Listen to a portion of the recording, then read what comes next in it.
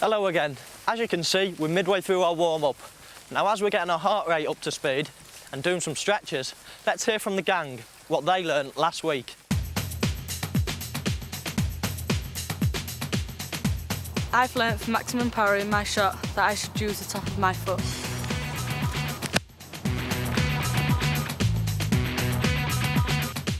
I learned by putting backspin on my long passes is easier for my teammates to control.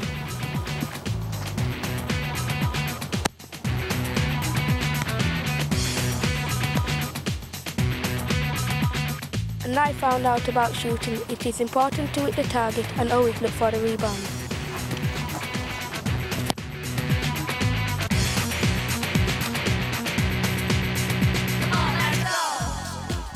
In today's show, one of the all-time goalkeeping greats puts our Jamie through his paces. I'll tell you about my rise from the Liverpool youth team to playing in the World Cup for England. Learn some ball control skills to make you the envy of the playground. Add to your goal tally by heading the Owen way. And if you want to know more about where to play in your area, there's some valuable information on how to go about it, so have a pen and paper ready at the end of the show.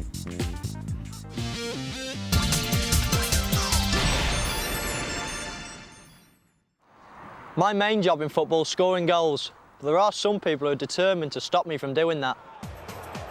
I'm talking, of course, about goalkeepers. A good goalie needs to be agile, alert and ready for the unexpected. It's a good save by Seaman. Positioning is vital. Angles are just as important as agility, and you must study where the top keepers position themselves. The very best can spread confidence throughout the whole side. But keepers should not be just shot stoppers. An alert goalie can turn defence into attack in a matter of moments. Here, David James's quick long throw sets me on my way. In just 11 seconds, the ball is in the back of the net.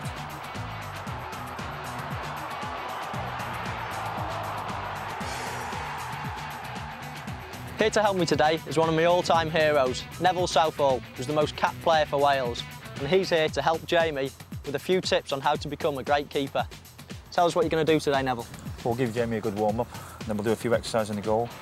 Basic body position, teach him how to catch the ball, and we'll do a few little exercises in the goal to finish off. Okay, just have a little stretch. Nice and wide, Jamie, nice and wide. Twist your body right round, Jamie, without dropping it, mate, if you can. Well done. Nice and easy, mate. You can change the other way. Come on, Jamie. Hold on, mate. Just rock, Jamie. Rock. Let yourself go. Let yourself go and let your legs come up a little bit. Okay? Brilliant, Jamie. Well done. Use your feet, Jamie. Use your feet. Use your feet. Get in line with the ball. See how you're catching it now. Right? It's going to put you off balance. So if you look at your body shape now, your shoulders are behind your heels. Right, so if it's coming into you there, just let it hit your chest, okay, and it won't unbalance you. So from there, you can bring your hands up, yeah, brilliant, okay. But you must get yourself in line, and your body must be balanced. That means be slightly more forward, okay. So your nose is in front of your toes, mate, okay. Well done, Jamie, okay. See, let it hit you. So when your hands come up, from here to here, Jamie, it's got to come up like that, okay? Anything there has got to come there so you can see it. What you're doing at the moment, right, your hands are coming up like that, boom, it's knocking you off balance. So you're going back and the ball's dropping that way, right? But if you're playing a shot in there and I'm taking it there, then I'm balanced. And even if it does come out, then my body weight will take me forward. Yeah. But at the moment, you're fighting all your body weight because I can push it over so easy. Yeah, understand? And the other thing is, when I threw you the ball and you to catch it there, where is it? Above the head. Yeah, so where's your eyes? Should be there, and that's why you drop it. Most important two things are your eyes. Just take the ball always in front of you that side, always in front of you that side. Okay, so your eyes got to be there. Everything's got to be there, Jamie, okay? So when I say look, use your eyes, a lot of kids don't do it. They make saves like that, where they can't see the ball, or they do that and they drop it. This is the basics of everything. If you go backwards sitting down, then when I stand you up from being there, right, what you'll do, your body will turn like that, Jamie, right? And the distance you cover will be this. If you lie down now from that position, right? Really lie down, Jamie, which would be that position, right? There's your mark, Jamie. Okay, there's your mark on the line. If you stand up where you were before, right? And you turn your body going backwards, that's how much you've lost, Jamie. You've lost what? Well, 4 foot. You've lost 4 foot because of that one technique. And you see, everyone does it. Right? Loads of people do it these days. Start from here, instead of getting the ball there, Jamie, push your angle. You'll turn the body because the body weight's going back. And the handle has to be going away from the ball. If you can play into the ball all the time so you can see it, then you'll be all right. You'll make more saves doing that than you'll ever make doing that. Stand by for an onslaught. I'll be giving the keeper a few headaches of his own. If you were watching last week, you will have seen how I started out as a footballer. Now here's the next stage, from Liverpool and the youth team to England and the World Cup.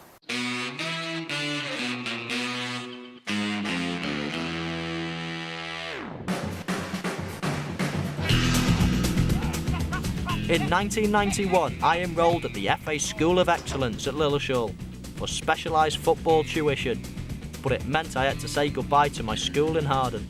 When Michael made it to Lilleshall, we were very pleased for him. You're always proud to see a lad go to a school of excellence, but you'd love to have him here for those 2 years, wouldn't you? I was accepted at Lilleshall when I was 14 years old, and that was a great experience. I played for England schoolboys. I ended up breaking the record, which was set by Nick Barmby, and I managed to score 12 in 8 games, so that was a great achievement.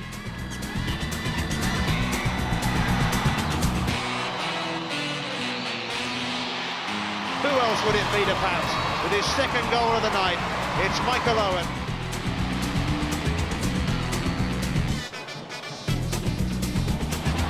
Here he is again with a chance for the hat-trick here. Michael Owen, great stop by the keeper. He still hasn't got there though, and Owen will complete his hat-trick.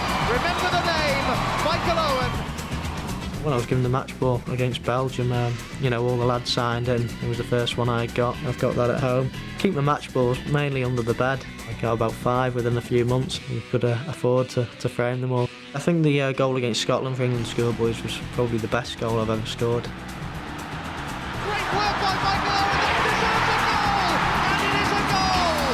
His 8th this season for England under 8, under 15s. What a way to respond. It was certainly not the most important goal because I think everyone knows that that'd be the one against Argentina. But you know, I beat a couple more men, and I ran from, you know, a halfway line. The finish was a bit closer to the top corner as well, so that was another one of my best memories of the under-15s. I knew he'd be a very, very good player, but I really didn't think that he would make the impact he has made. You're never sure with young players, you know, how they're going to take the next step up. And that's always the big question. And the next step for me was Liverpool's FA Youth Cup winning side. The Youth Cup win was the major stepping stone for Michael. It got Michael noticed. I think the Youth Cup was the time, and I think it became obvious to everybody in the football club that we had somebody special. Putting it in the vicinity of Owen. Something's always likely to happen when he's around there. He's won the ball back. Now it's Quinn. Owen with it. Quinn goes alone. Great save. And there's Owen. Well, that's a goal-scoring glimpse into the future. Obviously, the coaching staff knew Michael's capabilities, but to actually produce it on such a stage got him noticed, and he just went from strength to strength. Football at the highest level suits Michael Owen down to the ground. There are no fears, there are no self-doubts. I'm not really surprised at Michael's success. Michael was so uniquely talented that he has been able to learn his trade, actually doing his trade at the very, very top. This is Owen, taken in his stride. Chamot trying not to bring him down. It's still Michael Owen. He scored a wonderful goal.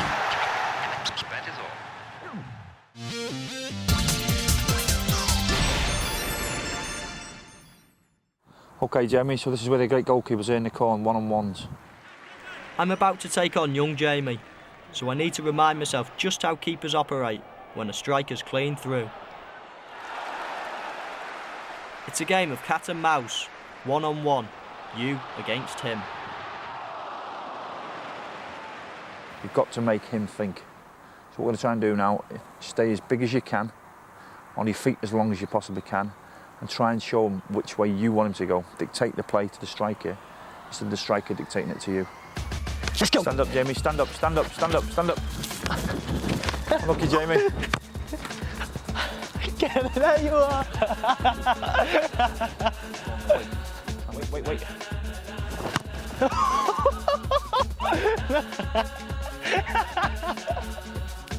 That's 2 goals. Can make him do something. Huh? Go on, Jamie, go on, Jamie, go on, Jamie.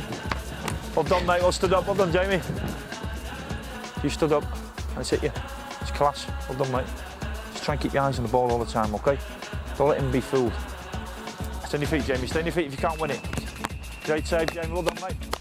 What a good save. Stay on your feet, Jamie, stay on your feet, stay on your feet. What I tell you? Go. Like that.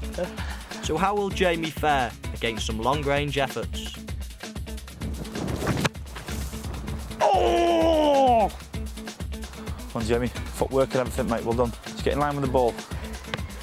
That was inches. You lucky man. Stand up, Jamie, stand up.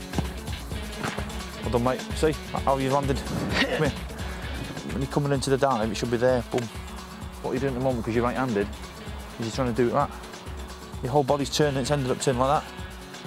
You're facing the wrong way. Always try and lead with your left, if you can, yeah? Get in there! Well done, he's 13. Game, set and match, Owen. In the second half, mastering the art of ball control. The gang put me on the spot with some tricky questions and how you can improve your heading. And we see how the gang fare in their own match of the day.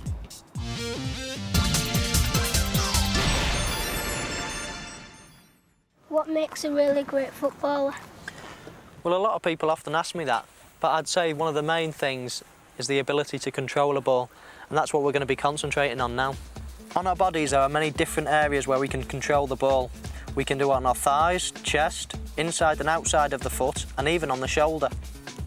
And with me to help out is Simon Clifford from the Brazilian soccer schools. If we're talking about ball control, can you remember a goal you scored in the World Cup? I think it was against Argentina. You remember that one? Yep. It's probably no better example than that of a good first touch.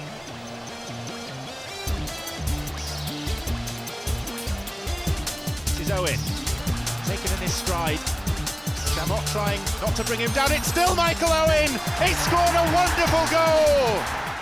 Right, first up is controlling the ball on your chest and a volley back to your partner. Off you go, kids.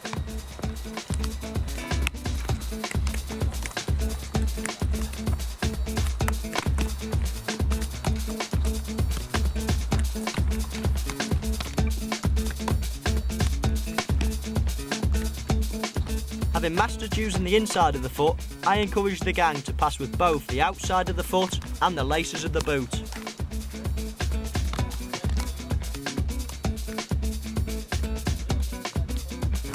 Okay, off you go, forward. Well done. That's it. And on the outside of your foot as well, Regan. Well done, brilliant. Well done. Can you do it on left and then right? Well done. And right then left. That's it. And then all the same.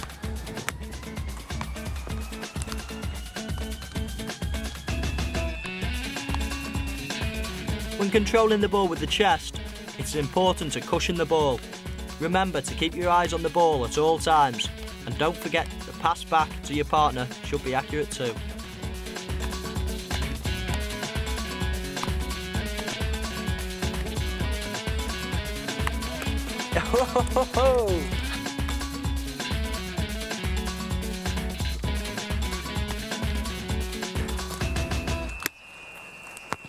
Well done. You see that there? Yeah. Can you do it again? Yeah, his brother was doing it before.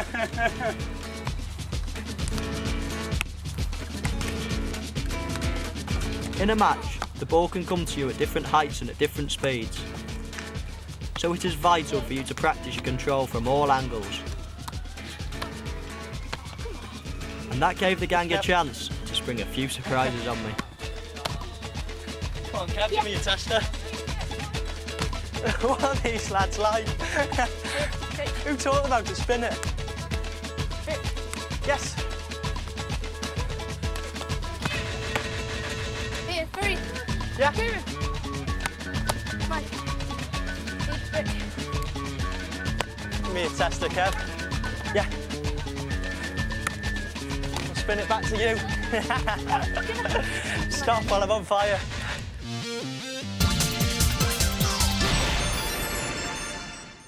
What's it like scoring a goal in front of thousands of people?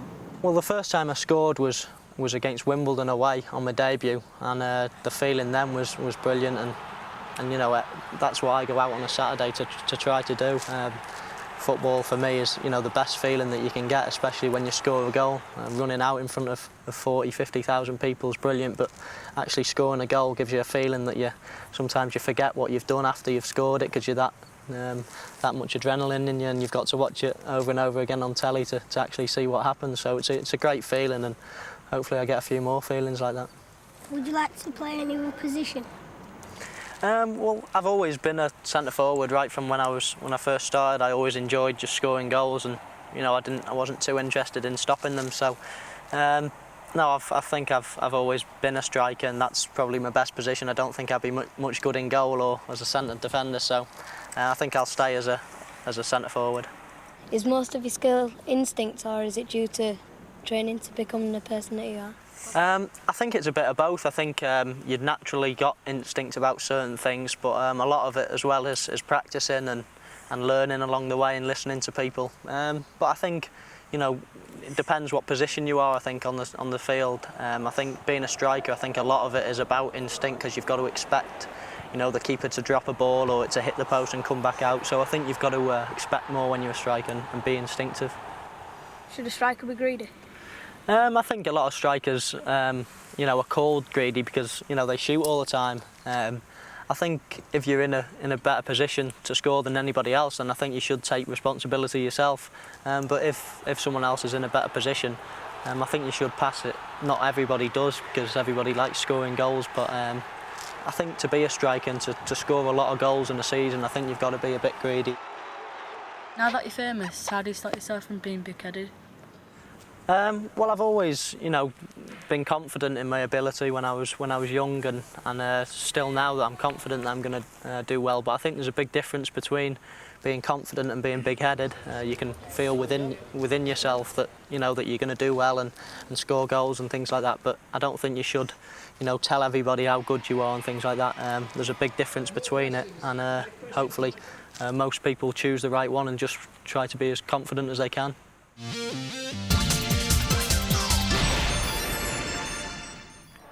Almost a fifth of all goals in the Premiership are headers. Fowler! 2-0! It might be a Fowler flick or a well-timed Sheringham run and jump.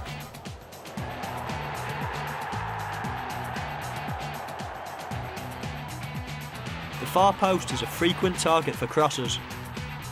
And watch out for Sol Campbell creeping up at free kicks. There's Campbell! All good headers are brave, determined and possess excellent timing. There's Shearer! Right then, hands up who likes heading. Well, you're not on your own. Some of the great players have actually confessed that they hate heading the ball. In my granddad's day, some players blamed the heavy ball for causing brain damage. But even with today's lighter balls, it's still essential to head the ball with the forehead. A message the doctor keeps trying to get into my thick skull.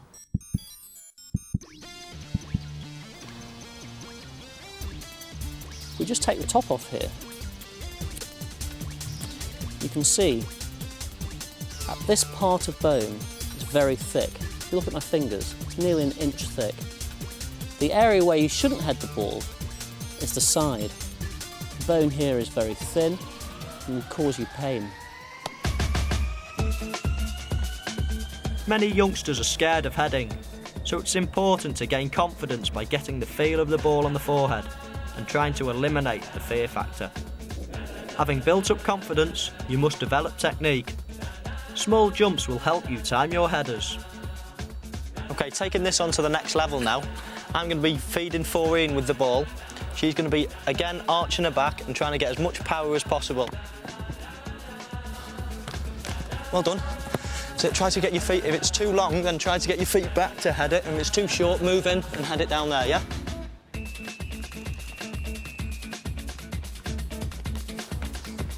That's it, well judged.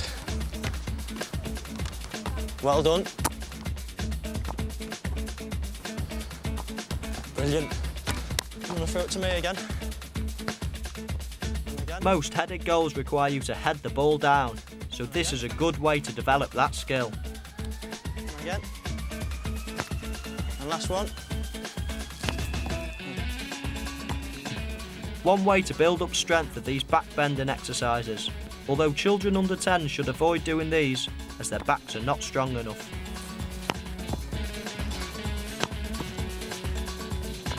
In a match, the ball will come at all angles, and you need to be agile and alert to cope with the varied height and pace. This is an ideal way to practice. Get him.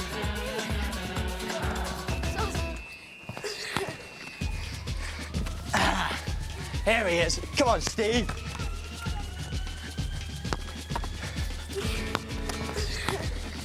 Right, well, during this exercise, it's always important to keep your eye on the ball, because you know where the keeper is. You don't even have to look at him, you can see him out the corner of your eye. Now, depending on the flight and the pace of the ball is where you actually put it, mainly. If the ball's coming at quite a fast pace, then you don't even have to put much onto it. Whereas if it's being floated in, you've got to really put the pace on it yourself with your head. Okay, off we go. Well done. All the balls will be coming at different heights and at a different pace. So you've got to try to adjust your body to doing with that. So if it comes in hard, all you have to do is direct the header. You don't have to put any extra pace on it. Whereas if it's been a floater like that one, that's perfect. You've got to try to put pace on it yourself. Oh, nobody's picked up Michael Owen! Okay, to put this into a match situation now, we're going to get Simon to cross the ball. Hopefully he'll land perfectly on the head. I'm going to be on my toes, waiting for the ball to come in. What a save.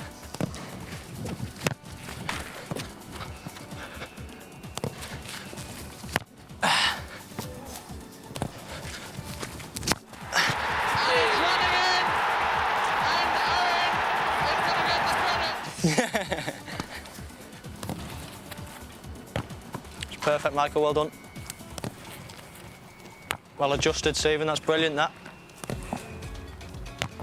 The only thing I would say there, Kieran, is I'd wait until the ball's actually played before I started moving. You just jogged in there and then he crossed it and you were standing before and you stood there, heading like that. If you're actually moving onto the ball, then you can see and then you can put more power on it. That's perfect. That's absolutely perfect. Right back in. The keeper's got no chance. If you head it down, well done, Mike. That's brilliant.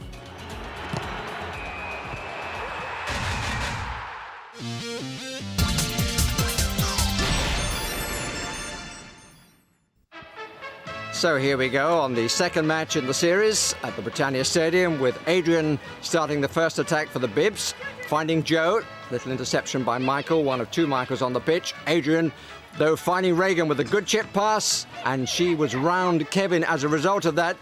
Good goalkeeping. He stood tall, did Jamie, as Neville Southall, his coach, has told him to do. Knocked the ball down and grabbed it quickly. Now, here is the other Michael, taking on Kieran. Andrew's crossfield ball finds Joe, opportunity here, and again the goalkeeper knocking the ball down, standing his ground. Joe gets it under control, nice touch with the outside of the boot, but the shot is knocked down and turned away by Jamie. Throw taken by Stephen. This is Kieran. Stephen making the forward run there, number 14. Nice support now behind, and an opportunity here, but Kieran couldn't get a touch, and neither could Daniel. All that starting from the throw. Lovely cushion touch by Kieran. Got the ball immediately under control. Here now the other Kieran Phelan to take the left-footed corner. Andrew with the header, didn't quite get as much as he wanted. Gets a second chance, blocked by Jamie, the goalkeeper. And nicely brought out here by Kevin, who looks up and sees that he has Kieran in the clear. That's a good parry by Adrian, having his spell in goal. This is Simon now. Dwelling on it slightly, Richard collects it. Let's look back at those chances that fell to Andrew. Didn't really attack the ball here, but the deflection took it back to him. Second shot, blocked by Jamie. And then some really nice bringing the ball out under control here by Kevin that set up the opportunity for Kieran, which he took well early, and a good save from Adrian. Now Adrian, after his spelling goal, finding a nice pass through to Reagan, who controlled it well. Jamie makes the stop. Not all his body behind the ball. Dummy there by Michael. And the early shot by Stephen, out by Andrew. Let's look back at that really nice through ball play by Adrian, a nice control by Reagan. And Jamie stands up to her, but he must get his body behind the ball. I'm sure Neville Southall will tell him that. Good distribution though. Now Stephen to take the corner. Lots of movement in the middle.